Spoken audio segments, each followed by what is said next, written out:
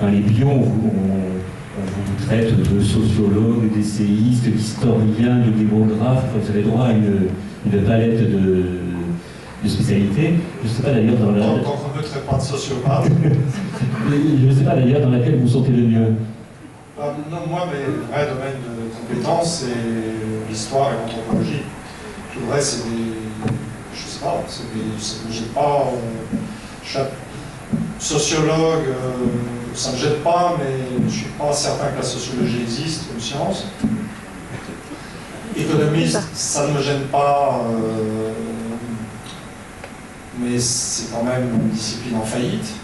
Il y a des façons intelligentes de faire l'économie. La démographie, ça existe certainement, mais en fait, je ne suis pas hyper compétent. Je crois que salarié de l'Institut national d'études démographiques, je ne sais plus calculer un indicateur de fécondité pour faire une table de mortalité. La seule description que je refuse absolument, c'est philosophe. Donc ce soir, on a envie de vous faire parler politique un peu, parce que certains ont trouvé que cet après-midi, vous n'avez pas assez parlé politique. Alors c'est un sujet qui vous dérange un peu. Avec un thème, c'est pour ça qu'on a choisi ce thème, la démocratie et les élites. On aurait pu faire la manière avec un enchaîné, la pluie des élites, mais bon, c'est un peu surpris. Donc, politiquement, vous dites beaucoup de mal aujourd'hui de quelqu'un que vous avez bien soutenu durant la campagne électorale, François Hollande. Pas beaucoup, en fait. Pourquoi ça revient vraiment quand même? Non, je ne dis pas beaucoup de mal de François Hollande. J'ai été vraiment militant à l'époque Sarkozy. Sarkozy me rendait vraiment fou par son habitude de désigner des coupables partout, l'utilisation de termes xénophobes, islamophobes, etc. Vraiment, là, j'étais très militant. Chaque fois qu'on me proposait d'aller à l'émission Ce soir ou jamais pour dire du mal de lui, j'y allais. Chaque fois que je faisais une conférence, je disais des horreurs. J'ai même failli me faire sortir une conférence à Cassis, au cœur, on m'avait dit, au cœur d'une région sarkozyste. Mais donc ça, pour Hollande, c'est pas ça du tout. C'est-à-dire, c'est vrai que j'ai tout à fait soutenu Hollande, avec une abnégation civique absolue. Je reconnais que le gros de ma motivation, c'est que c'était quand même la seule façon d'être débarrassé de Sarkozy. C'est vrai que j'ai spéculé sur le concept de hollandisme révolutionnaire. J'ai imaginé Hollande arrivant au pouvoir, très conformiste, et confronté à l'échec de toutes ces politiques et à l'aggravation de la situation, étant contraint de tourner actif et changeant. En un certain sens, la messe n'est pas dite parce que le gros de la crise, on sent qu'on y arrive. Donc, sur cette hypothèse, on va être fixé dans l'année qui vient. Mais la situation devenait intenable après l'élection parce qu'il était quand même tellement évident qu'il était nul. Comment ça va? Certains vous ont pris souvent quand même, c'est féroce. Mais non, mais il faut de toute façon, il est président, il est au pouvoir. Je trouve que c'est pas un drame de dire de quelqu'un qu'il est nul. Mais c'est. Pardon? Oui? Voilà, mais j'ai fait une ou deux interviews. J'ai fait une interview dans Marianne pour me dégager, ça s'appelait Goodbye Hollande, dans laquelle j'expliquais qu'il n'était rien dans le système de pouvoir européen, c'était l'analyse. Mais je ne vais pas dans des émissions de télé pour insulter Hollande comme j'ai fait. De toute façon, il n'y a pas grand-chose à insulter. Alors c'est vrai que j'ai commencé à parler de lui comme une représentation du système de pouvoir européen qui ne laisse pas de place au président de la République française qui est élu au suffrage universel direct, qui est censé avoir tous les pouvoirs, et que du fait que la création monétaire est passée à Francfort, en Allemagne, qu'il y a une autre contrainte budgétaire qui permet de plus rien faire, d'une certaine manière, le chef d'État constitutionnellement le plus puissant dans l'élection monétaire du monde occidental, le président de la République française, et le suffrage universel direct, avec le droit de dissolution, n'a en fait plus aucun pouvoir. Et donc il ne peut plus agir, c'est dans ce que tout le monde sent. Je ne fais qu'analyser ce qui se passe. Et donc comme maintenant l'Europe, le système européen est contrôlé de fait par l'Allemagne, je dis ajustons le vocabulaire, cessons de parler du président Hollande, parlons du vice-chancelier Hollande. Vous la refaites. Mais non, ça va être systématique, mais je ne sais pas que c'est une insulte. c'est une description d'une situation, ça ne dit rien sur Hollande, finalement. Je veux dire, on ne voyait pas, c'était la même chose, en un peu moins grave sur Sarkozy, qu'on ne voyait pas parce qu'il s'agitait terriblement et qu'il disait des horreurs. On ne peut pas reprocher à Hollande de dire des horreurs. Il passe pas son temps à désigner les Arabes comme coupables ou désigner les fonctionnaires comme coupables. Il ne fait rien de grave, peut-être fait rien du tout même. Donc, oui, je n'appelle pas ça, je ne milite pas contre François Hollande. Il va sans dire que c'est un débat ouvert, donc si vous avez des questions, des réactions au fur et à mesure, vous levez la main, le pied, je ne sais pas, et on vous amène un micro pour pouvoir réagir. Je vais amener. Oui.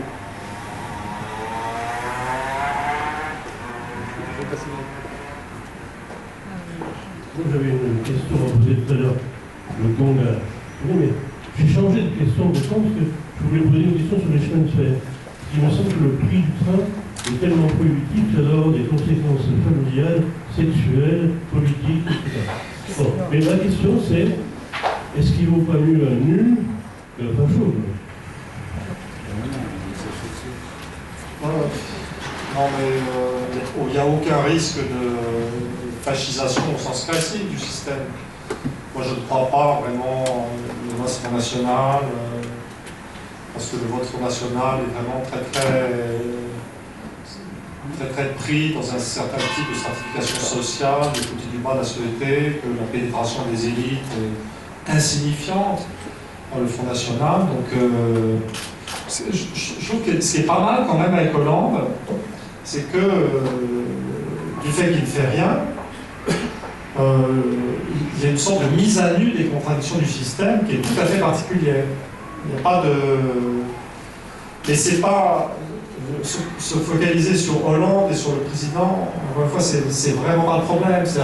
Sur le plan institutionnel, dans le contexte monétaire actuel, aucun président de la République française, le seul acte, la seule chose que pourrait faire un président de la République française, ça serait de prendre la décision de sortie de l'euro, ce qui serait l'équivalent de la prise du pouvoir par Louis XIV, en fait. Franchement, vous pensez que c'est possible aujourd'hui? Non, mais c'est la seule chose qui est possible. Le seul qui réclame ça aujourd'hui, c'est Marine Le Pen. Oui, bah, très bien, mais qu'est-ce que vous voulez que je vous dise? Et alors? Mais c'est une histoire, si Hitler dit que l'Angleterre est une île, ça n'empêche pas que l'Angleterre est une île. C'est pas... Et de toute façon, ça c'est au niveau des politiques. Mais si on se place du côté des gens qui font un peu sérieusement de l'économie, qui comprennent, des types comme Sapir, etc., il y a plein de gens qui disent qu'il faut sortir de l'euro. Le problème, là, pour le coup, c'est les politiques, c'est les élites administratives, c'est les banquiers, bien sûr. Au niveau de la pensée comme ça, en gros, je ne sais pas quoi dire, tout le monde sait que ça ne marche pas. Mais en fait, il n'y a qu'au cœur d'un certain type d'establishment, dans une partie des classes moyennes supérieures, qu'on n'a pas percuté. Vous sortez de France. Vous sortez de France. Vous allez aux États-Unis. Vous allez au Japon, à l'extérieur. Ça c'est les où je suis allé, donc je ne peux pas la connaissance, mais j'imagine que c'est la même chose à Moscou ou en Turquie. Tout le monde voit l'Europe comme une sorte de trou noir, absorbé, coulé par une monnaie qui ne fonctionne pas, qui est dysfonctionnelle, qui est totalement tétanisée par des politiques d'austérité qui peuvent qu'aggraver la situation, et tout le monde à l'extérieur considère que l'Europe est un continent malade. C'est très... Donc en fait, il y a un double problème. Donc, si on travaille sur ça dépasse bien entendu Hollande, il y a un double... il est responsable que de sa faiblesse, Hollande. Mais il y a un double problème. Il y a le côté dysfonctionnel de l'euro, qui est suffisamment grave, et qui aboutit en France à une déroute industrielle, avec une Europe qui était un ensemble de nations libres et égales et qui est en train de devenir un système hiérarchique absolument dominé par l'Allemagne, avec l'acceptation de la France au stade actuel. Donc c'est déjà grave en soi, mais c'est un problème. Et la vraie question, ça c'est pas tellement dur, c'est pas tellement difficile à analyser, mais le truc vraiment intéressant et qui mérite analyse, c'est comment est-ce que cette situation évidente peut ne pas être pris en compte par les élites françaises. Mais les élites, c'est diffus, c'est vaste. C'est pas juste Hollande, c'est pas juste les énarques socialistes imbéciles qui sont autour de lui, c'est pas juste le personnel politique de droite et gauche confondus, c'est un mystère. Oui, c'est un mystère de caractère religieux. Même un type comme Mélenchon, qui se dit révolutionnaire, n'ose pas dire simplement il faut sortir de l'euro. Il y a vraiment quelque chose de mystérieux. Vous voyez, c'est vraiment... On va y revenir un peu, il y a pas que l'Eucharistie. Effectivement, concernant cette sortie de l'euro, ce qu'il faut quand même expliquer, c'est qu'effectivement, que l'Europe soit malade, que dans un premier temps, si on pouvait le faire, c'est quand même voir ce que ça entraînerait, c'est que la France est un pays qui se trouve avec qui importe énormément de produits. Par exemple, notre énergie, notre pétrole, nous payons en dollars, le jour où on aura la conversion, au lieu de l'avoir en euros, le dollar converti en euros, on l'aura en francs. Ça veut dire que le litre d'essence, par exemple, augmentera de 30 ou 40%. Quand même. Ce qui veut dire qu'à partir de là... Je vais vous arrêter tout de suite, et ça n'est pas... Je vais vous arrêter tout de suite, et ça n'est pas par manque de courtoisie. C'est parce que c'est important de vous arrêter. Je vais vous expliquer mon point de vue. Je suis tapé 20 ans de débat sur l'euro et sur sa faisabilité. Vous voyez, quand le traité de Maastricht est discuté en 1992, j'ai tout de suite senti que ça allait foirer, que ce n'était pas possible, etc., et que ça allait amener le continent à la paralysie. J'ai essayé, une fois que ça a été fait, d'accepter l'idée des aménagements du système par le protectionnisme. Mais tous ces débats économiques, là, vous essayez de me lancer dans un débat économique, en fait, vous essayez de discuter avec moi des avantages et des inconvénients de l'euro. Mais ce débat a eu lieu, il a duré 20 ans. Tout le rapport de force politique, idéologique, a été, vous l'avez gagné. Vous êtes au pouvoir. Vous ne pouvez pas me demander de recommencer à discuter. Vous voyez, l'un des trucs que j'ai remarqué chez les partisans de l'euro, c'est que ils sont toujours prêts à entrer en dialogue, discussion avec des mecs qui sont contre. Mais il faut voir la raison psychologique de ça. C'est parce que, non, vous êtes au pouvoir, ça merde le niveau de vitesse, on est en déficit commercial, on n'a plus d'industrie, vous vous débrouillez avec la réalité. Moi j'ai dit que c'était pas possible et que ça ne marchait pas. Alors là vous me dites, il va se passer des choses terribles. Mais il se passe des choses terribles. Vous voyez? Donc, et moi je dis juste, au stade actuel, l'euro c'est une sorte de mort lente, et donc mort lente, donc c'est la mort. Et moi j'admets tout à fait que la sortie de l'euro comporte beaucoup d'incertitudes, surtout dans la phase de transition. Je suis sûr qu'ensuite ça serait merveilleux. Mais même sans aller jusqu'au merveilleux, j'ai un principe dans l'existence, entre la mort et l'incertitude, je choisis l'incertitude et vous nous proposez la mort. Et je ne suis pas d'accord. Mais on ne va pas discuter d'économie, ça ne marche pas. Les Américains savent que ça ne marche pas, les Japonais hurlent de rire. L'euro est un instrument du passé. C'était conçu à une époque où les gens n'avaient pas pris conscience des insuffisances à venir de la demande globale. Ils ne savaient pas que l'unique instrument de relance, qui est tout à fait satisfaisant lui-même, ça allait être au stade actuel les politiques de relance monétaire, par la création de monnaie, le quantitative easing. Et actuellement, donc, les Américains sont dans ces nouvelles techniques, les Anglais sont dans ces nouvelles techniques, les Japonais sont dans ces nouvelles techniques, et nous, en Europe, on a fabriqué l'instrument totalement archaïque, la Banque Centrale Européenne, l'euro, qui interdit l'utilisation des nouvelles techniques. C'est un truc du passé. Vous êtes dans le passé, c'est fini. Vous avez merdé. En revenant avec le monnaie, comme vous préconisiez tout à l'heure de France, ça veut dire on revient à la politique qui se passait dans les années 60, où effectivement, les dévaluations positives que faisait la France par rapport à l'Allemagne permettaient de nous en sortir. Non, là, vous me dites qu'on est dans les années 60. Moi, je viens de vous dire tout à fait autre chose. Je viens de vous dire que la modernité économique, c'est les politiques de relance monétaire qu'interdisent. C'est moi qui suis dans le présent. Vous voyez, c'est pas la peine de nous rappeler les années 60. De toute façon, on peut pas être dans les années 60, on n'a plus d'industrie. Il faut reconstruire maintenant. C'est sur l'euro aussi? Non, c'est pas sur l'euro, c'est sur le sujet de ce soir, c'est-à-dire les élites et la démocratie. Donc moi, je voulais savoir ce que vous pensiez, enfin, si vous pensez que nous sommes dans un pays démocratique, parce que certains prétendent que nous ne sommes pas dans un pays démocratique, mais qu'il s'agit plutôt d'une oligarchie libérale. C'est-à-dire que alors les prises de décision devraient être prises par tous, pour la collectivité publique, le pouvoir est confisqué par certaines élites. Donc je voulais savoir ce que vous pensiez de ça. Je suis hésitant.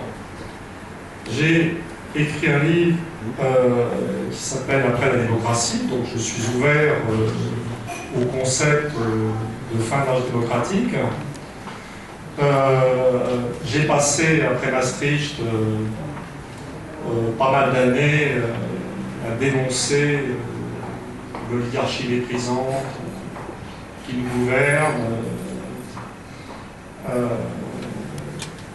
Donc, c'est une possibilité. C'est vrai que le vote sur le traité constitutionnel en 2005, qui a été refusé par la population, le vote non a été tourné par une procédure au niveau des assemblées, etc. Donc, je veux dire, la thèse de l'après-démocratie est tout à fait soutenable. Mais en fait, j'ai des doutes. C'est que, ou peut-être que l'après-démocratie n'est pas exactement ce qu'on croit. C'est les gens votent quand même. Les gens votent. Il pourrait se passer autre chose sur le plan électoral. Les gens des milieux populaires qui votent Front National pourraient voter communiste. C'est une possibilité. Donc on a des gens des milieux populaires qui votent à l'extrême droite et qui souvent sont tout à fait effectivement racistes. Ça existe. Le corps électoral vote et il ne se produit rien. Et donc il y a une inertie du corps électoral qui existe. C'est vrai qu'au moment du référendum, il y a quelque chose d'autre qui apparaît. Donc on vote non au référendum, non à l'Europe, mais d'un autre côté, les gens votent pour des partis dits républicains raisonnables, encore que Sarkozy, etc. Et il ne se passe, je dirais, rien. Si vous faites des sondages d'opinion, les gens restent, ils n'aiment plus trop l'Europe, ils n'en attendent plus rien, mais ils sont pour l'euro, ils acceptent l'euro, et ils ont très peur de sortir de l'euro. Donc il y a quand même, alors, je dirais, pour essayer d'expliquer la situation, il y a une oligarchie dirigeante. Il y a un système absolument ignoble qui s'est mis en place d'interaction entre les banques et l'État, les banques contrôlant l'État, et on a vu ça au moment de l'échec de la réforme du système bancaire. On peut désigner une caste, les inspecteurs des finances, c'est des mecs qui arrivent jeunes en haut de l'appareil d'État, à Bercy, et puis ensuite patronnés par des anciens de l'inspection des finances qui occupent les banques, qu'ils ont eux-mêmes privatisées à l'époque des grandes privatisations, qui contrôlent les jeunes, qui s'apprêtent à les gagner d'argent dans le privé, et qui sont chargés de faire foirer la réforme qui rendrait moins juteux leur carrière future. Ça, on a un mécanisme oligarchique, il n'y a pas de problème. Il y a une augmentation des revenus des 1% ou 0,1% les plus riches. Il y a des mécanismes oligarchiques qui sont en cours de formation, mais quand même, les gens le savent, il y a des critiques, et je dirais qu'il y a quand même une acceptation passive de la situation. C'est-à-dire qu'il n'y a pas de vraie révolte. La révolte non au traité constitutionnel de 2005, les gens ont voté non, ils se sont fait mettre dedans par le vote des députés et des sénateurs, mais ils ne sont pas descendus dans la rue. Donc je pense qu'il y a... Comment ? Non, on sait. Non, attendez, je termine. Et donc, je crois qu'il y a des facteurs non dits de la situation qui expliquent cette passivité, et cette passivité, acceptation passive des décisions de l'oligarchie via le suffrage universel, suggère qu'on est encore en démocratie. Alors les vraies raisons, je pense, c'est qu'il y a une première raison, quelque chose qu'on ne peut pas dire, parce qu'on est qu'au tout début de la dégradation du niveau de vie. Mais la réalité de la société française, pour qui a connu la France de l'après-guerre, c'est qu'elle reste riche comme elle ne l'a jamais été. C'est-à-dire, si vous prenez j'ai un exemple en tête, la dame qui s'occupait de moi quand j'étais petit, une femme d'un robuste militant communiste, qui vivait avec son mari et sa belle-mère dans une extrême pauvreté, qui n'avait pas de chiottes ni un seau à merde. Je parle concret, j'essaie de voir concrètement ce qui se passe. Et bien là, elle est à la retraite, Alors c'est vrai qu'elle a une petite retraite, mais elle a pris sa retraite dans un charmant endroit du Midi méditerranéen. C'est pas super joli, mais c'est tout près de Grasse, le lieu de son enfance. Elle a un appartement, je veux dire, tout à fait extraordinaire. Je veux dire, elle a 2-3 pièces, de trucs social, retraite. Elle bénéficie d'un système de santé, bon, quelquefois des trucs complémentaires, et la vérité, c'est que l'élévation du niveau de vie dans l'ensemble du pays a été, mais c'est pour beaucoup, et particulièrement pour toutes les générations anciennes, c'est tellement manifeste qu'on est encore dans une société très riche où la majorité des gens considèrent qu'ils auraient beaucoup à perdre si ça pétait. Et donc il y a ce mécanisme d'enrichissement massif, et puis avec cet enrichissement et le recouvrant en partie, il y a le phénomène de vieillissement du corps électoral. Et donc il y a une réalité, c'est qu'on est encore... Donc en fait, si je conclus, on est encore en démocratie, mais le corps électoral ne se comporte pas très bien, on va le payer cher. Et donc, je veux dire, cette passivité laisse le champ libre à l'oligarchie qui est en train de racheter tout le secteur public ou de s'en emparer. Vous voyez, on est dans une dynamique, ça ne fait que commencer. Et au stade actuel, on est dans une démocratie atteinte de phénomènes de passivité, d'acceptation. C'est compliqué. Hein? De servitude volontaire. Oui. Enfin, c'est l'un des concepts qu'il faut avoir en tête actuellement. Je l'appelle beaucoup. Je m'apprête à relire le petit texte. Oui, je connais la maison. Il y a beaucoup de choses à dire par rapport à ce que vous dites. Et dans l'ensemble, je suis assez d'accord avec vous. Moi, je m'interroge. Ça m'est difficile de formuler mes questions ou mes observations. Moi, ce que je constate, moi, ce que j'ai ressenti au départ, je trouvais que l'idée européenne était une super idée. Moi, j'ai pas parlé de mes votes, j'avais voté Maastricht, puis en 2005, j'ai voté non, parce qu'on n'a pas une Europe sociale, on a l'Europe indexée sur les marchés, donc on voit le côté inhumain qui existe. Les rivalités entre les peuples, à mon avis, vont arriver, les nationalismes vont monter. Je pense que c'était pas le but qu'on avait au départ. Alors si vous voulez, maintenant que j'ai fait ce petit commentaire par rapport à ce que vous dites, moi je suis un sympathisant au parti de gauche. J'ai voté François Hollande au deuxième tour. Comme vous, je ne voulais pas voir l'autre revenir. Mais là actuellement, je suis complètement déçu. Je sais pas. Alors moi, Le Pen, ça n'existera jamais chez moi. Je suis un ancien gaulliste, je n'oublie pas, parce que Le Pen, c'est quand même un de ceux qui a attaqué le général de Gaulle particulièrement. Bon, ça, j'ai fait partie de l'UJP en même temps, en 1968. Vous avez une question à poser à Oui, alors la question est la suivante. Il me semble que vous parlez de l'euro. Si nous sortons de l'euro, première question, n'y aura-t-il pas une dévaluation de la monnaie? Et sur le plan économique, d'autres pays dans le monde, c'est un cas tout seul, nous allons être isolés dans cette Europe libérale, pourrons-nous nous en sortir? Bon, même si... Bon. Et d'autre part, tout à l'heure je vous ai demandé, par rapport à Mélenchon, vous m'avez dit, il n'a pas de... Presque de couler au cul, hein, c'est presque ça, il ne fera rien. Et quand je l'entends, il voudrait que l'Europe soit révisée. Pensez-vous qu'une révision de l'Europe, dans un but social, dans un but qui annulerait la compétitivité faussée qui existe entre les États européens, peut se faire? Merci de votre réponse. Il y a des choses qu'il faut juger à l'instant. C'est-à-dire que il y a des types comme Sapir, comme moi, comme beaucoup d'autres, qui disent qu'il faut une analyse critique de la situation et qui disent qu'il faut l'analyse des tendances, ça ne mène nulle part, et qui vont jusqu'au bout du bout et qui disent il faut sortir de l'euro, on va se taper 2 ans pénibles, il faudra un peu de contrôle d'échange, et puis mais en fait on sait très bien que ça sera c'est la solution, ça va, et puis qu'après tout, c'est incroyable de penser, vous vous rendez compte d'un milieu de dirigeants français qui dit que la France repose. de survivre seul alors que les Suédois et les Malais y arrivent. Vous voyez le niveau de frilosité. C'est là qu'on voit que d'ailleurs que l'accrochage à l'Union européenne, c'est beaucoup la peur de devoir gouverner aussi pour les élites. Hein. Faire un peu de pognon dans le système bancaire, d'accord, mais leur gouverner, oh là là, gérer des crises de change, super fatigant. Mais et donc j'en viens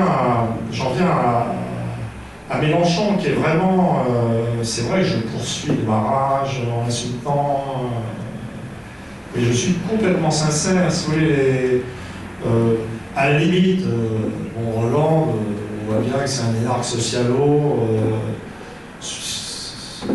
Je veux dire, il fait rien, mais on n'a pas de grosses attentes. Hollande n'a jamais prétendu être un révolutionnaire. À la limite, à part quelques délires égalitaires dans sa campagne électorale, et dire qu'il n'aimait pas l'argent alors que tous ses copains sont sud-africains, il s'est pêché des niais. Enfin, c'est la tradition corésienne, on pourrait dire, après Chirac. Mais Mélenchon, il nous la joue révolutionnaire.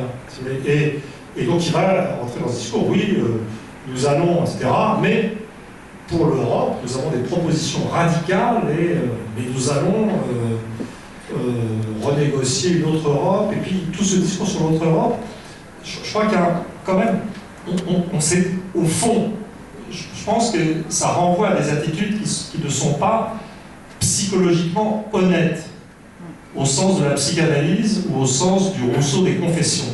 Hein, je parlais tout à l'heure, je ne sais plus, au bistrot du début des confessions de Rousseau. C'est certainement dans le début, parce que je n'ai pas terminé. Jamais.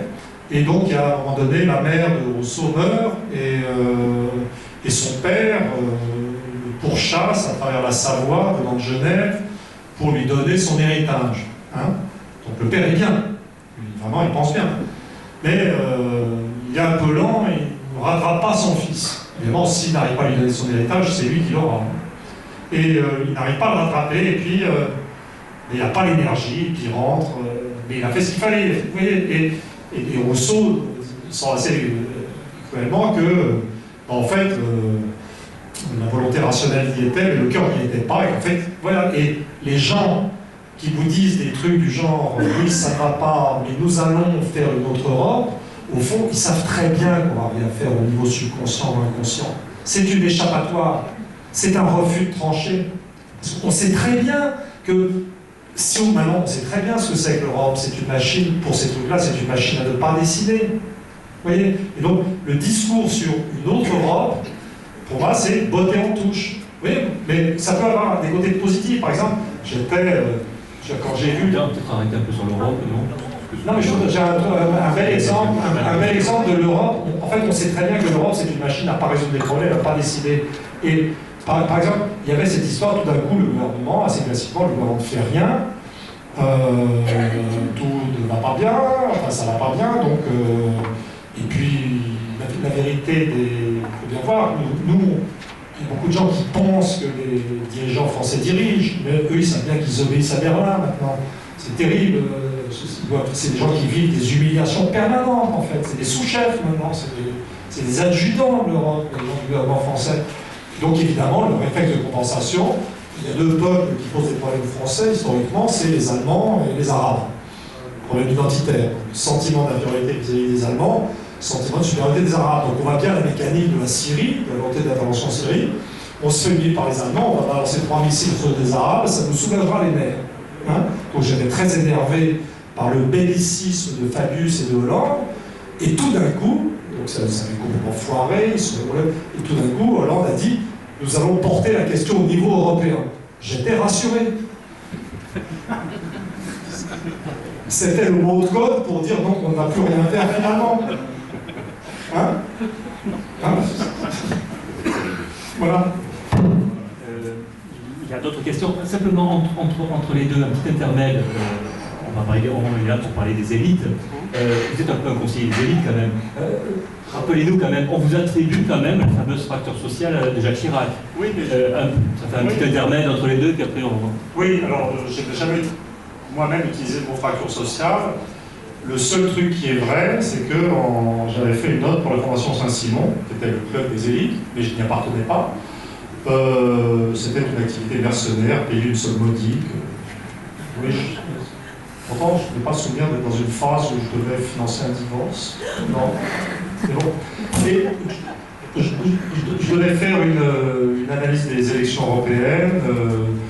Et puis j'avais fait une analyse électorale, j'avais découvert que les grosses oscillations électorales se faisaient en milieu populaire, mais dans une sorte d'oscillation au centre.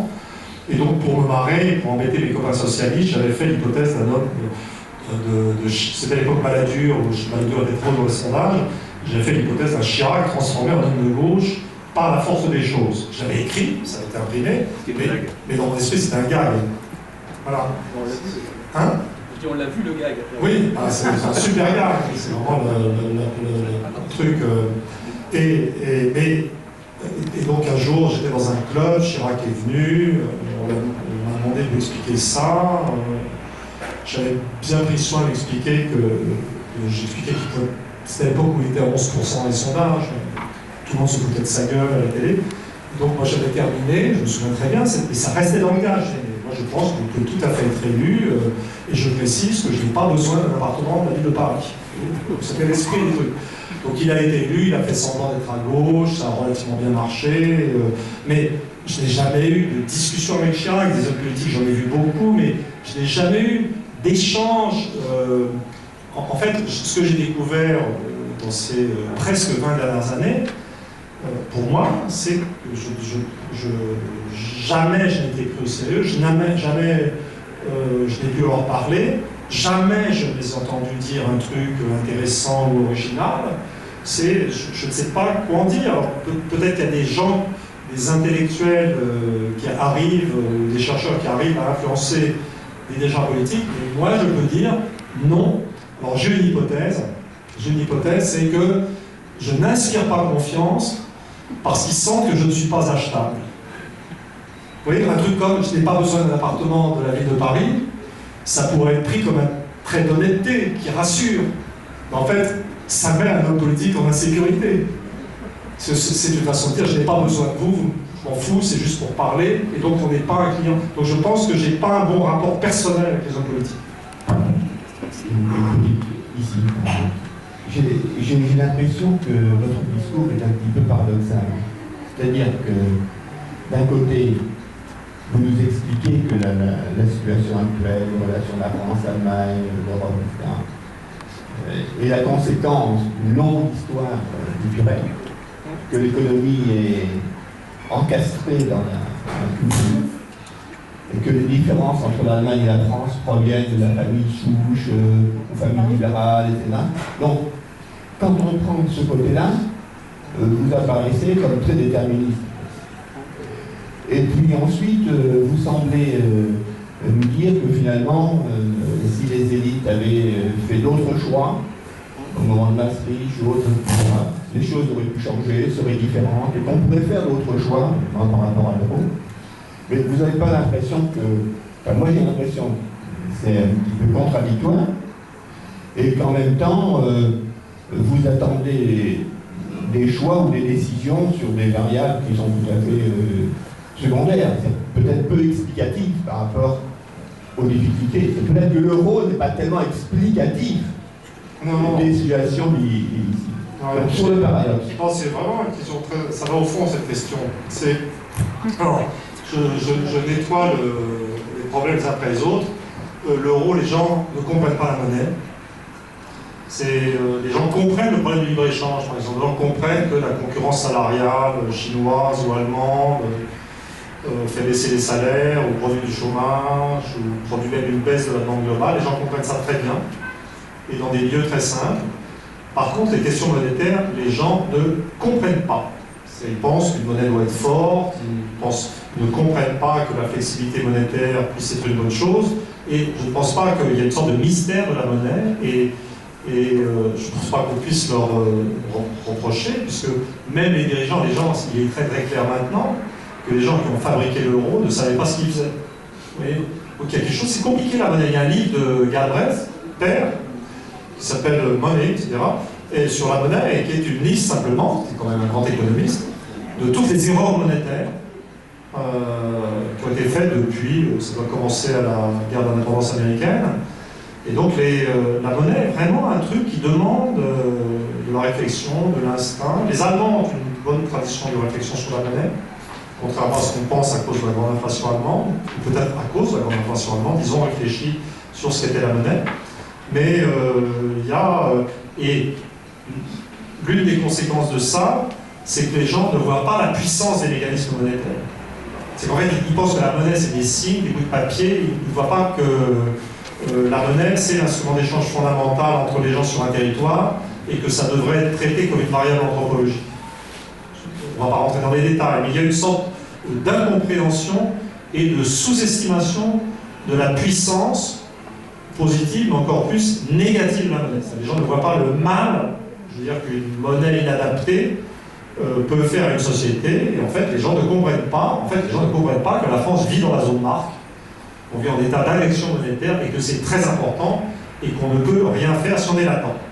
Ça, c'est une chose. Alors, maintenant j'en viens au reste. Alors, et quand je suis militant, finalement, ce que je dis, c'est que je suis déterministe quand je dis qu'il y a une inertie des sociétés, que la France a ses traditions, et que c'est un pays qui a besoin d'un certain type de flexibilité monétaire, et que c'est pour cette raison qu'elle ne peut pas vivre en régime marque, et que l'Allemagne, elle, peut vivre en régime marque. Et je ne vois pas, à ce stade, je ne vois pas de contradiction. Je dis ça ne peut pas marcher, d'ailleurs ça ne marche pas, et j'ai en plus cette analyse complémentaire que c'est les gens qui nous dirigent ne comprennent pas bien comment fonctionnent les mécanismes monétaires. En fait, moi, mon attitude militante, c'est de dire non, mais moi j'ai compris, Sapir a compris, lui d'un point de vue d'économiste, moi d'anthropologue, c'est clair que ça ne marche pas. Nous faisons l'hypothèse qu'il n'y a pas de la détermination, je ne suis pas un fasciste de l'anthropologie, et donc je dis, pourquoi ne pas exclure la possibilité que les élites comprennent et qu'elles ne soient pas totalement corrompues. Donc je ne suis pas complètement déterministe. Et là, j'arrive à ce nouveau mystère analytique qui est l'aveuglement des élites. Je travaille dessus. Vous voyez, moi, je ne sens pas de contradiction. C'est simplement parce que je ne dis pas qu'on ne peut pas gouverner. Je dis qu'on ne peut pas faire n'importe quoi dans une société donnée. Et que l'anthropologie, l'histoire bien comprise, permet à dirigeants qui ont une culture ayant une culture suffisante, de prendre des décisions, d'orienter le futur, mais en conformité avec des paramètres fondamentaux auxquels on n'a pas accès, c'est tout. Quand j'ai eu des discussions avec des Japonais sur les questions d'intégration des immigrés, c'est vraiment le problème. Donc je parle à des Japonais. Donc je déjeune avec le numéro 2 de l'ambassade du Japon. J'avais été faire des conférences là-bas sur ces questions. Ça les préoccupe, les Japonais, parce que ils ont un déficit démographique considérable, et puis ils ont, à la différence des Allemands, ils ont une vraie différence à accepter l'immigration, tous les types d'immigration. Et donc, je suis confronté à ce Japonais, j'ai étudié les phénomènes d'assimilation, donc les Français, ils s'énervent pour des différences culturelles, ils sont, je ne sais pas si vous étiez dans la grande conférence tout à l'heure, et donc je sais que les Français n'étaient pas des racistes sérieux, qui gueulaient, qui craquaient devant les jolies filles, quelle que soit leur couleur. Et en fait, si vous regardez la France, vous êtes en région parisienne, en fait, la région parisienne est en train de changer de couleur.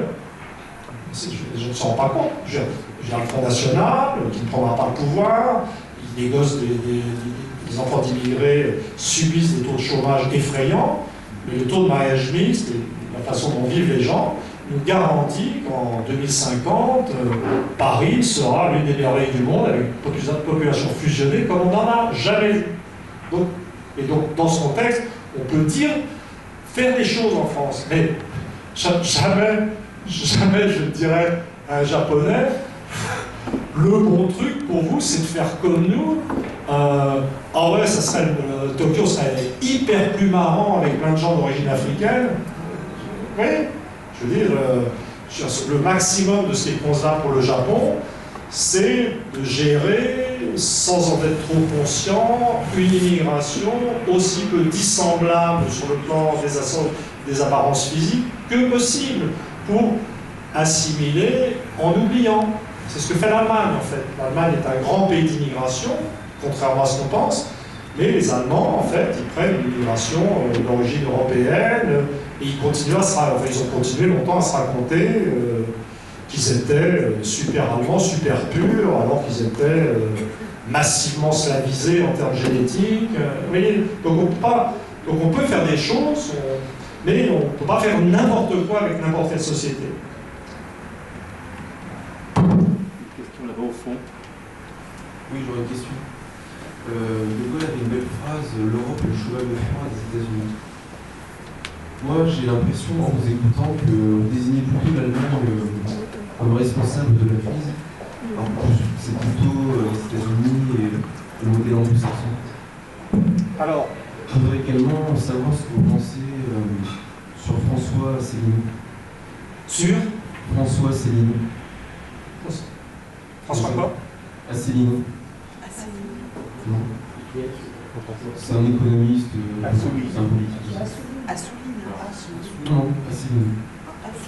En tout cas, ce que j'en pense, ça me paraît très clair. Bon, alors la question sur les États-Unis, ça c'est le truc stratégique actuellement. C'est la question stratégique. C'est-à-dire les gens de gauche français vivent un cauchemar. C'est-à-dire, leur cauchemar habituel, c'est que la France est un pays de tradition égalitaire qui a fait sa grande révolution et qui mène à une époque où la France était la puissance dominante du continent européen avec 26 millions d'habitants. La Russie, le seul pays qui soit à l'échelle, avait 26 millions d'habitants aussi à l'époque. Et maintenant, la France, avec toujours le même système de valeurs, vit dans un monde qui est dominé économiquement par d'autres pays qui n'ont pas les mêmes conceptions, qui acceptent beaucoup mieux l'inégalité libérale du monde anglo-saxon, ou l'inégalité autoritaire qui est en train de monter, je dirais, ou de revenir dans le monde germanique. Et donc, d'une certaine manière, il y a un discours, je dirais, de gauche qui met tout le monde dans le même sac, mais le discours dominant, quand même, à gauche, c'était de considérer l'Amérique comme la menace principale. L'idée est de percevoir l'Europe avec ses systèmes de sécurité sociale, d'ailleurs inventés en Allemagne, comme une zone de protection contre les horreurs du capitalisme financier. C'est jusqu'à un certain point, absolument exact. Je dirais que ça a été exact jusqu'à une certaine date. Hein, et simplement, et il est vrai, comme je vous ai dit, qu'au départ, le libre-échange a été imposé à l'Europe par les États-Unis. Et que l'Europe est... La conception de l'Europe, c'est un mix de rêves démocrates chrétiens d'après-guerre, de Cubéni, de Rénan, français de la périphérie et italien du Nord, c'était ça, mais sous tutelle américaine. La démocratie chrétienne, étant italienne, étant vraiment l'archétype de l'action catholique sous contrôle de la CIA. Oui, je suis capable de parler comme ça. Donc c'était ça au départ, et puis, mais ça c'était dans un contexte où l'Allemagne avait perdu 17 millions d'habitants, où il y avait une Allemagne de l'Est communisée, et où l'Allemagne était réduite à la taille de la France en fait. Et donc il y avait un certain équilibre. Et puis, les choses ont continué, il s'est passé un élément fondamental qui est la réunification de l'Allemagne, et l'Allemagne a changé d'échelle et a retrouvé sa liberté. Et les États-Unis sont entrés dans des difficultés. Et j'avais, après l'Empire, j'étais capable d'écrire un livre qui est considéré comme un classique de l'anti-américanisme. À tort, tout à fait à tort. Je n'ai jamais été anti-américain comme moi je l'ai. Et j'avais évoqué la possibilité d'une émancipation de l'Europe, des États-Unis, émancipation menée conjointement par les Français et les Allemands. Alors là, j'étais dans un délire germanophile à l'époque. Hein. je suggérais que la France partage son siège de membre permanent au Conseil de sécurité avec l'Allemagne. Alors je peux dire, là, j'avais vraiment échappé à mon modèle anthropologique. J'étais vraiment dans l'hyperespace. Tout est possible. Tout est possible. Pardon, j'ai pas fini, je continue parce que c'est vraiment le truc. Ça va être le débat des années qui viennent, ça. Qui sont les méchants, hein? Et c'est vrai que l'Europe s'est émancipée, mais il y a eu la modification des rapports de force. Les dernières années, ça a été effectivement des échecs à répétition de l'impérium américain, un affaiblissement des États-Unis. Sur ce point, ma prédiction était correcte. Mais parallèlement, s'est produit la remontée en puissance de l'Allemagne dans l'ensemble européen. Et la réalité de l'Europe actuelle, c'est que je pense, c'est terrible à dire, mais les Américains sont en train de comprendre qu'ils se sont fait avoir. L'émancipation de l'Europe est un truc réel. Cette émancipation a abouti à une hégémonie allemande. Les Américains ne contrôlent plus les politiques économiques de l'Europe. Là, ils sont en train de hurler contre l'Allemagne parce qu'elle ne joue pas le jeu de la relance en termes de demande. Et donc, on est passé, je crois qu'on est en train de passer d'une situation où le problème principal, où on pouvait considérer ou croire que le problème principal, c'était les États-Unis, à une situation où les problèmes de domination ou d'imposition des valeurs hiérarchiques, négatives, etc., c'est l'Allemagne. L'Allemagne vient de céder en termes de résistance aux inégalités. C'est ça les réformes de Hartz. L'Allemagne n'est plus le pays qui défend l'État social. L'Allemagne est un pays qui est en train de mettre en place un modèle hiérarchique dur en interne et consistant en Europe, puisque maintenant il y a les Allemands, puis les Français, puis les Italiens, puis les Espagnols, puis les Grecs, un modèle hiérarchique qui est conforme aux conceptions allemandes. Vous voyez, c'est vraiment... et donc on est en France, l'Allemagne est tout près, les États-Unis sont loin. Quand même, il y a bon sens historique. Au-delà des ressentiments et des délires sur les méfaits du capitalisme, si on est dans le truc... bon, d'accord, les Américains ont été un peu dominants, ils sont un peu rudes, mais quand même, si on fait le compte, les années passées sous domination américaine, sans offenser le général de Gaulle, c'était plutôt agréable. Ça a plutôt été des bonnes années. Je l'avais dit, je l'avais écrit, on n'a pas voulu le dire. L'Empire américain a été un bon empire. C'est un peu dérapé vers la fin. Mais la fin, c'était pas la fin de la fin. Il y a eu Bush, Obama quand même. La première élection ne m'avait pas impressionné, mais la réélection, puis il y a des conflits décisifs. Et donc s'il fallait parier, la France est ce qu'elle est, elle doit se trouver des alliés. Et la chose sur laquelle je réfléchis, je ne suis pas complètement décidé, c'est est-ce que le bon sens, quand on connaît l'histoire, c'est de faire confiance à l'Allemagne ou de faire confiance aux États-Unis? C'est une question sérieuse. Ça va? Oui, je voulais poser une question. Si justement le problème en Europe, c'est plutôt l'avenir, pourquoi les élites françaises n'arrivent pas à se rapprocher? Alors, ils ont tenté à un moment un axe méditerranéen de l'Espagne, de l'Italie, d'autres peuples pour créer des alliances au sein de l'Europe. Donc ça, c'est une première question. Et sur l'euro, M. Chevènement a proposé en fait, de revenir à une sorte d'écu pour sortir de l'euro, justement, avec un système de change flottant à l'intérieur. Donc ce qui nous garantissait justement pour les transactions internationales de garder une monnaie qui nous permet de préserver nos capacités d'acheter les produits énergétiques, par exemple. Voilà, donc sur ces deux questions, qu'est-ce que vous pensez? C'était quoi la première? La première, c'était une alliance avec des pays du Sud. Alors, de faire contrepoids à l'Allemagne avec d'autres alliés au sein de l'Europe. Alors, le problème, c'est que quand on analyse la culture française, elle est double. On voit sur le plan anthropologique, il y a une dominante individualiste égalitaire, mais il y a une composante autoritaire hiérarchique.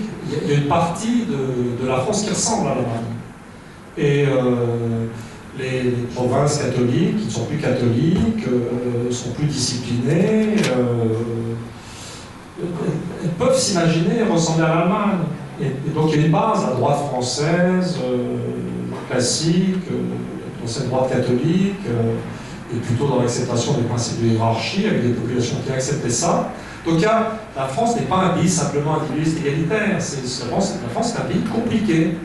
Et puis donc on a eu cette droite, et puis donc on a, s'ajoute à ça, donc il y a une partie de la France qui peut s'imaginer être allemande. Un tiers, ça ne va pas suffire, mais la région Rhône-Alpes, hein, Pour elles, ils ont une industrie chimique, une bourgeoisie catholique hyper autoritaire, ils ont un produit frigide par jour qui est lyonnaise. C'est juste pour alléger le discours. Moi, je la connais. Et c'est une droite extrême lyonnaise à l'origine. Et donc, il y a ça. Et puis, il y a aussi, c'est sur être un peuple en révolte. C'est plutôt ça quand on imagine la France, un peuple en révolte. La réalité mythique de la France, c'est plutôt son peuple révolté. Mais on a aussi des classes dirigeantes, mais c'est quand même pas marrant de diriger la France. Je veux dire, c'est quand même un pays qui n'est pas facile à gouverner. On décapite, les gens vont dans la rue, c'est le bordel. Et donc, il y a toujours, en haut de la société française, un rêve de gouverner quelque chose qui ressemblerait au peuple allemand. Ça correspond vraiment à un désir de paix profond. Et donc, il y a des éléments de germanophilie, d'admiration de l'Allemagne, délirant dans le haut de la société française. C'est ces secteurs-là qui portent le rêve de faire de la France autre chose que ce qu'elle est. Voilà. Et puis alors ça donne en contrepartie ce truc, bien entendu la position de la France à l'intérieur de l'espace européen serait beaucoup plus forte si elle utilisait une parenté latine au niveau linguistique, avec l'Italie, l'Espagne, pour faire contrepoids à l'Allemagne. Mais dans le syndrome, dans la névrose allemande des îles françaises, il y a l'idée que si on se positionne comme latin, on est dans la déchéance. Il y a une sorte de mépris, un peu de mépris de l'Italie, de l'Espagne, et aussi, c'est tout ça qui est derrière cette incapacité. Alors, Chevènement,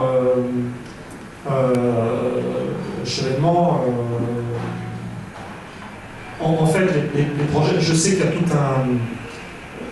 Je veux dire, parmi les gens qui veulent sortir de l'euro, il y a une tendance, parmi la tendance radicale, il y a une sous-tendance réformiste.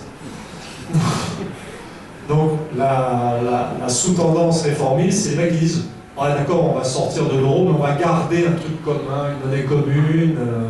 Je ne suis pas certain que tous les gens qui en parlent comprennent très bien en termes de technique monétaire ce dont il s'agit, parce que c'est compliqué. Mais là, je pense qu'on est en commun dépassé. Ça, c'est, tu vois, on retombe sur le nom politique, ça marche plus. Les mecs qui sont au pouvoir sont tellement obstinés. Maintenant, il faut poser des trucs. On sort, on s'en débarrasse et puis c'est bon. Donc, je pense que les problèmes stratégiques, c'est plutôt le choix de l'Allemagne ou des États-Unis comme allié de référence. Et ça veut dire sortir. Mais c'est pas grave, c'est pas grave. Les Suédois ne sont pas dans l'euro. Les Anglais. Hein? Les Anglais. Mais les Anglais, le vrai drame pour les Européens, c'est quand ce qui semble se présenter, c'est que l'économie anglaise, qui pourtant était en coma financier dépassé, avec une industrie qu'on croyait encore plus détruite que la nôtre, est en train de redémarrer, que l'Angleterre produit plus de bagnoles que nous maintenant. Pas des bagnoles anglaises, c'est vrai. Mais le drame pour les Européens, ça va être le redémarrage de l'Angleterre, ça serait le coup de grâce. Alors, je voudrais revenir sur la vie politique française, en France, non? Il faut fort. Alors, je vais revenir sur la vie politique en France. Donc, je quitte l'Europe pour un moment. Très bon lapsus.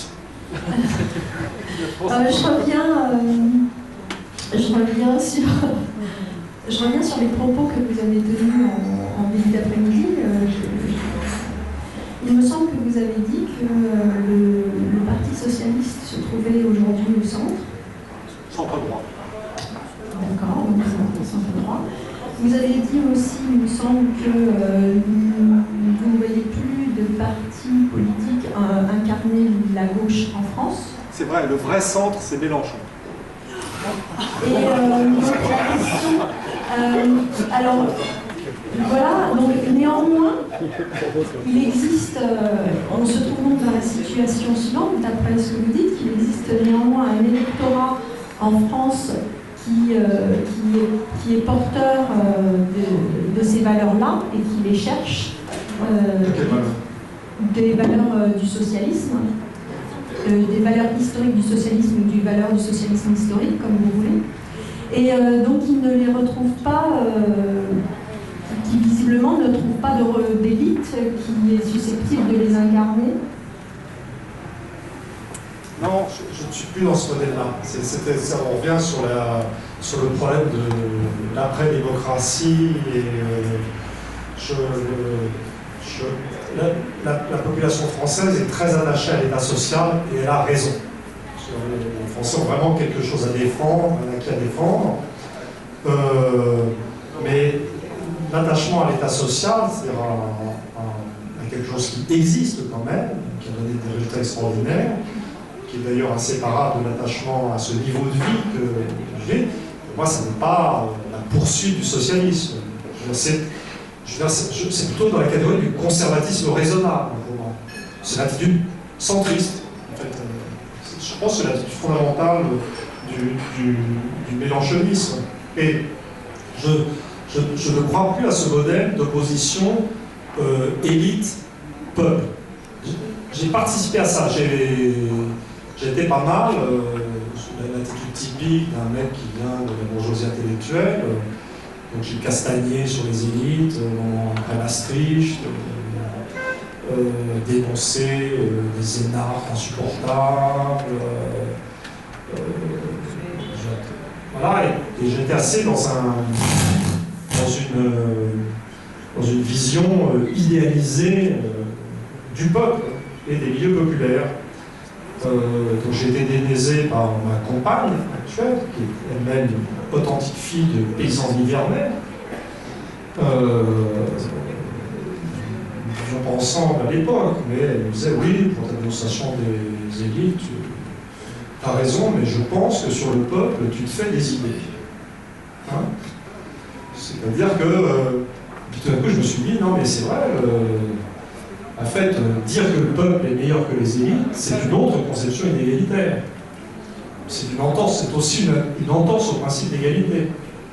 Et je dirais, actuellement, le peuple français n'est pas prêt pour la révolution socialiste. Les gens sont... Il faut dire la vérité, c'est pour ça que ça ne bouge pas. C'est que on est tous coupables. C'est-à-dire que les gens, en fait, ils sont prêts pour voter paisiblement, pour manifester, refuser le traité de 2005, mais au fond, l'aspiration fondamentale, c'est la préservation, et c'est tout à fait bien, je suis tout à fait là-dedans, voilà, la préservation de la sécurité sociale. C'est absurde de dénoncer les fonctionnaires comme coupables, compte tenu des progrès techniques et d'efficacité extraordinaires, je dirais, de la fonction publique. On a un système de santé qui est l'un des meilleurs du monde. On a des meilleurs résultats que la médecine libérale des États-Unis, avec 2 fois moins de dépenses. Donc, tout ça est complètement légitime. Mais il n'y a pas de... C'est un but conservateur. Et les gens qui sont dans cette défense ne seraient pas capables de faire le grand saut dans l'inconnu. En fait, les gens du peuple ont aussi peur que les énarques de la sortie de l'euro, parce que c'est l'inconnu. Et il est probable, effectivement, que la sortie de l'euro, ça serait une révolution, et ça redistribuerait les cartes, parce que ça serait le bordel. Ça, c'est sûr, ça serait le bordel. Ça serait un bordel technique. On ne saurait plus déjà en quelle monnaie libérer la dette. Donc, je veux dire, ça serait extraordinairement tentant de dire que la dette, les zéros sont des francs. Donc là, les mecs qui disent non, ça va être affreux, la dette va être libellée en euros, et il va falloir avec le franc qui se dévalue. Ça, c'est une interprétation conservatrice. Hein. On peut faire plus créatif. On peut dire que c'est une façon de diviser la dette au nominal. Beaucoup de gens peuvent ça. Il est probable que ça reposerait le retour d'une certaine forme d'inflation, de redistribution des cartes, des choses qui seraient favorables aux jeunes, un peu plus dur pour les retraités, on a peur, vous voyez. C'est juste, c'est là quelque part que l'incapacité de Mélenchon à proposer du décisif et du révolutionnaire, en fait, c'est aussi une peur d'une bonne partie du corps électoral. Mais je vous garantis que la sortie de l'euro, c'est la révolution. Hein. Et pas juste techniquement, parce que là, le jour où on sort de l'euro, c'est qu'on a admis que les mecs qui gouvernent ne savent pas gouverner. Donc ça peut faire un gros effet de souffle sur la société française. C'est quand même la délégitimation des gens qui gouvernent. Et ça, c'est présenté comme un truc terrible, mais ça serait formidable. Oui, mais à côté de ça, vous nous dites que l'électorat, le français moyen, non mais beaucoup d'électeurs ne sont pas prêts à faire des choix pour que les choses changent dans ce sens-là. Oui. On est bien d'accord. Hein. Et donc, moi j'avais presque envie que vous, peut-être ce soir, vous nous disiez un peu... Il faut un micro, les gens vous entendent. Il est derrière. Oui. Oui, oui. Moi, effectivement, j'ai envie de croire qu'il y a encore beaucoup de choses possibles pour nos enfants. Et vous nous dites ce soir, mais moi je partage votre avis. Je partage votre avis. Mais en même temps, j'aurais envie que vous me disiez ce que nous pouvons faire dans les mois, les quelques années qui viennent. Je ne crois pas véritablement que les élections prochaines changeront la donne. Vous l'avez dit vous-même, on est plutôt très conformiste, on a peur de ce qui fera un peu d'air, etc. Donc, en regardant, moi non plus, je n'ai pas peur du Front National, en même temps, je me dis, bon, c'est pas Hollande, mais ce sera pas mieux. J'ai envie de voir devant quelque chose qui nous projette, qui nous fasse un peu rêver, quitte à ce que ce soit difficile. Et j'aurais envie peut-être, vous avez peut-être des solutions, que vous nous donniez ce soir quelques pistes. Moi, ces élites, elles ne branchent pas plus que ça. Vous, je pense que vous avez fait la part des choses depuis maintenant quelques années.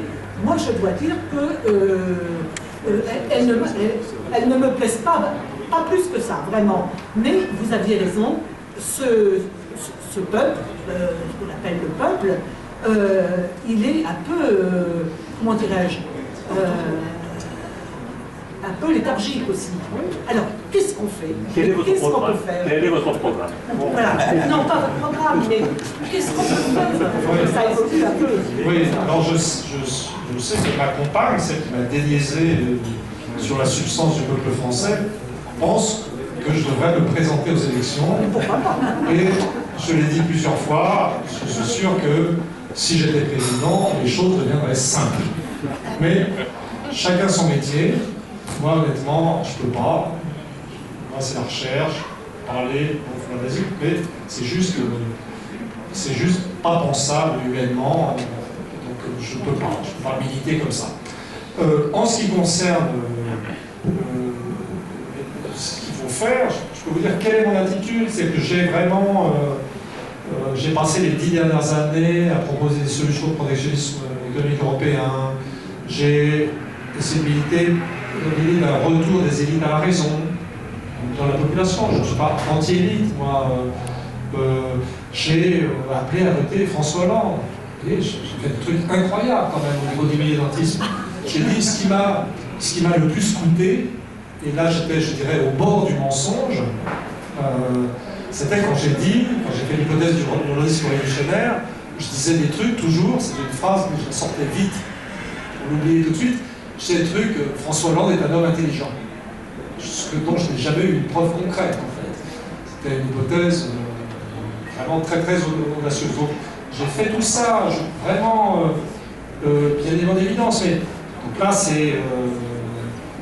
et la situation, il faut voir que la situation est pour moi assez mystérieuse.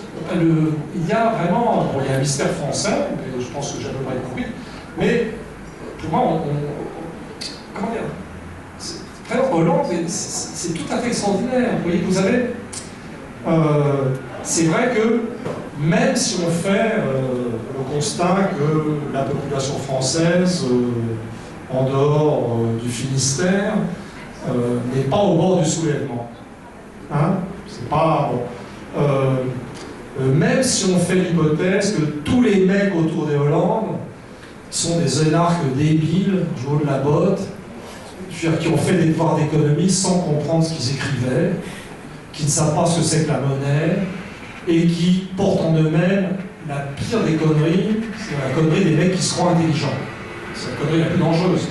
Ils sont comme ça. Je veux dire, Fabius croit qu'il est intelligent. Il vit dans cette illusion incroyable. Moscovici aussi, Hollande aussi, bon voilà, mais bon, ils sont tous comme ça. Et donc, on va s'arrêter là et se dire, bon bah, Hollande arrive à l'Élysée.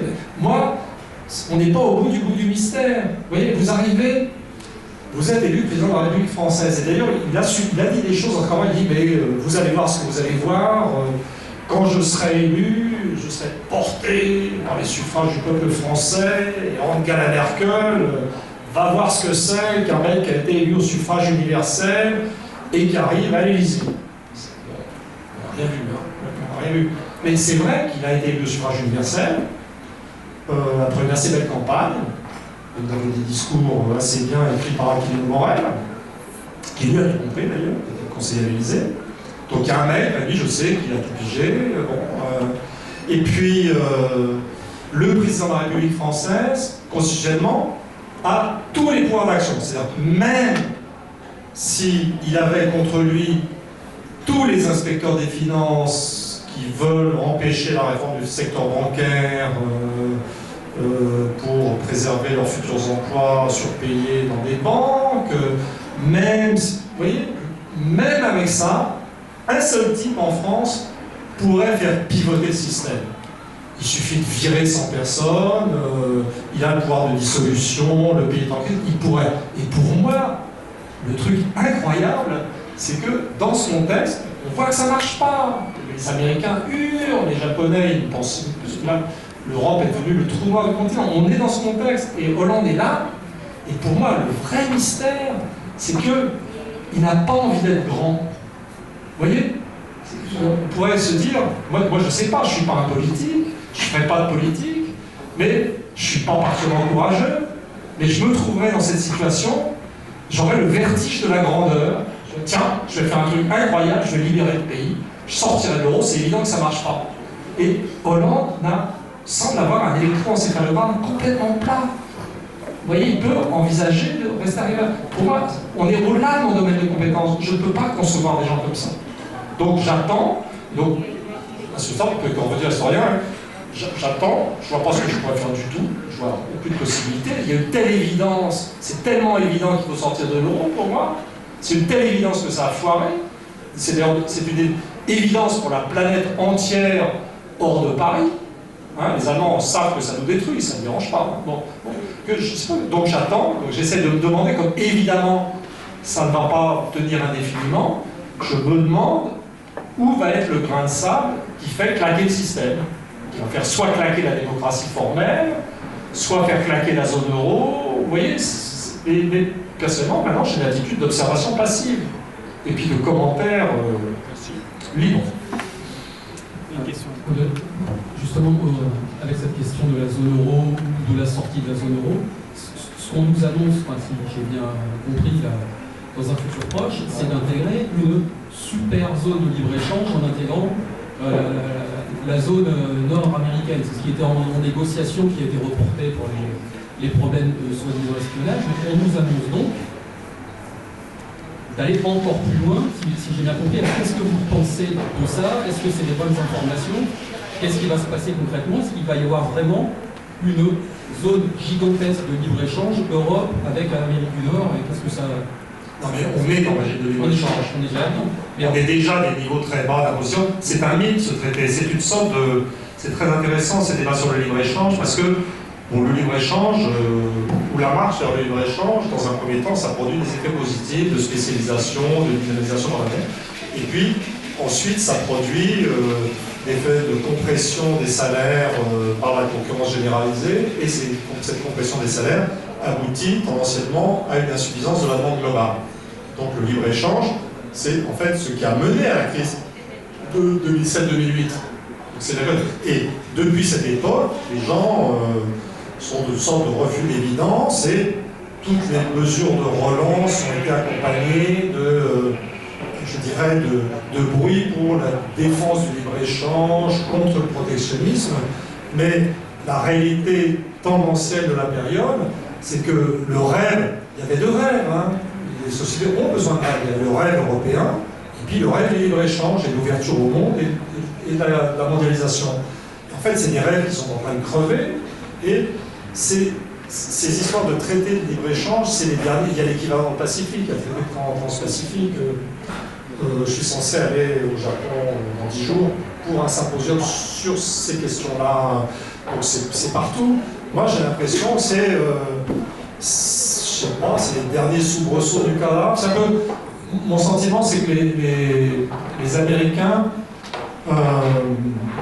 comment dire, il y a une sorte de confusion actuellement dans le monde entre acceptation du libre-échange et soumission au système américain. Les deux sont historiquement associés, et effectivement... et donc, mon interprétation, mais je reconnais qu'on est sur les franges de la psychanalyse, c'est que les Américains qui ont subi beaucoup d'échecs, qui sont en train de perdre le contrôle de l'Europe au profit de l'Allemagne, les Allemands n'obéissent plus aux Américains. C'est-à-dire la Deuxième Guerre mondiale est liquidée, chez les Russes, puis les Américains, on n'en parle même pas, on est pris dans une petite carriole derrière. Et je pense que du côté des Américains, ça correspond, cette idée de continuer à parler de libre-échange, c'est un truc complètement idéologique et politique, c'est une façon de dire, c'est juste pas pour montrer qu'ils sont les patrons, mais en fait, peut-être ils voudraient qu'on leur dise qu'on les aime, qu'ils sont toujours les leaders, vous voyez. Donc moi, j'essaie de travailler personnellement dans cette optique de méfiance ou de principe de précaution vis-à-vis de l'Allemagne. Je pense qu'il faudrait développer un discours sur les États-Unis où on fasse comprendre aux Américains qu'on peut les aimer sans aimer le libre-échange. Parce que les tendances fondamentales aux États-Unis ne vont pas vers le libre-échange. Il y avait un papier absolument fabuleux, un édito dans le Monde, sur ce traité de libre-échange, et le papier était absolument incompréhensible parce que les oppositions au libre-échange renvoyaient toutes à des oppositions américaines. Parce que l'Europe a été en fait plus loin au libre-échange. Donc la menace libre-échangiste n'est plus américaine. Et tout ce qui se passe aux États-Unis sont dans une reprise de conscience des intérêts industriels de l'Amérique. Les thèmes en Amérique, c'est la réindustrialisation. Et je pense qu'il faudrait beaucoup plus travailler sur une sorte de réorganisation du monde atlantique et occidental sur la base d'un retour des nations et d'un minimum de régulation, avec le thème nous n'aimons pas le libre-échange, mais nous aimons l'Amérique. Avouez que pour un type qui a été accusé de anti-américain, c'est pas mal. Voilà. Je voulais revenir un peu sur le thème de ce soir et sur le thème de l'actualité. On en a un peu parlé cet après-midi, la fameuse révolte des bonnets rouges. Alors, vous connaissez bien le sujet, vous connaissez bien la Bretagne. Est-ce que c'est une révolte face aux élites? Est-ce que c'est que ça? Et puis, bon, vous avez analysé un peu aussi le caractère de la Bretagne. Vous avez dit tout à l'heure que c'était le coin où l'éducation était allée le plus loin. Voilà. Donc, oui, évidemment, c'est une révolte contre les élites, mais qui fait, je dirais, contre les élites parisiennes, qui a été interprétée de façon totalement tordue